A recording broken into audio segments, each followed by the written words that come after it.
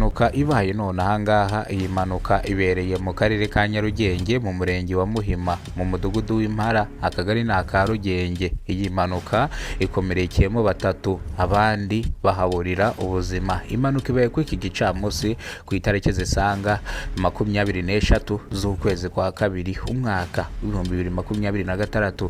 Iyi mpanuka irijije abanyarwanda benshi cyane, abandi batangira kwifata ku munwa. Imodoka yavaga Kinamba yerekera mu mujyi wa Kigali, n'indi modoka yavaga ku mujyi wa Kigali yerekera Nyabugogo, byaje kugonganira hano hepfo gatonya impande ya rura nshyashya. Ino rura baheruka kubaka nshyashya niho byaje kugonganira hariya mu mahuriro y'umuhanda, niho byagonganiye. Imodoka iri mu bwoko bwa kwasiteri yari itwaye abageni, n'indi modoka iri mu bwoko bw'ikamyo yari irimo ijyana umuzigo mu mujyi, byaje kugongana rero birangira imodoka zishwanyaguritse, bamwe barakomereka abandi bahaburira ubuzima.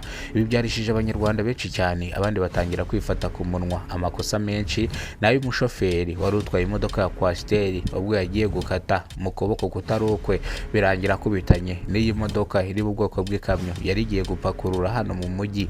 Birangira rero abakomeretse bajyanwe ku bitaro bya Muhima, abapfuye bajyanwe Kacyiru kugira ngo bakorerwe isuzuma. Bino byarijije abanyarwanda benshi cyane, abandi batangira kwifata ku munwa. Ku bw'amahirwe nta mushoferi n'umwe yagize akomereka. Umushoferi wari utwaye imodoka ya kwasiteri avuga yuko yakase akabona n'ikamyo ihise ikata bahurizamo hagati, bityo rero bose bari mu makosa, nta n'umwe utari mu makosa. Ese aho bari bakatiye byari byemewe? Gusa byari byemewe, ariko haje kubera amahano. Imwe yaje gukata n'indi irakata, bihuriramo hagati, birangira bahaburiye ubuzima bamwe, abandi barakomereka cyane.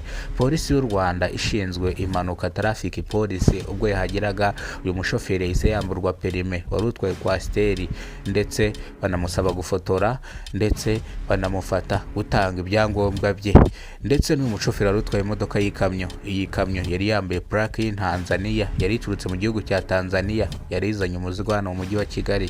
Umushoferi wari uyitwaye nawe yahise yamburwa perime, ndetse bamwaka n'ibindi byangombwa. Ubu biri kuri sitasiyo ya polisi ya Muhima kugira ngo bazadekarare zino mpanuka, bombi bakoresherezwe. Abakomerekeye mwa zino mpanuka bavuzwe n'ubwishingizi bwa polisi ishinzwe impanuka traffic police. Yabanze kubapima kugira ngo barebe ko batanyoye bisindisha. Mu kubapima basanze nta bisindisha bigize banywa ubwo bari batwaye ibinyabiziga, ariko bigaragara yuko bagize uburangare bukomeye cyane. Hari umushoferi wari utwaye kwasiteri, hari n'umushoferi wari utwaye ikamyo y'Tanzania yari ikuye ibicuruzwa muri Tanzania ibizanye hano mu mujyi wa Kigali.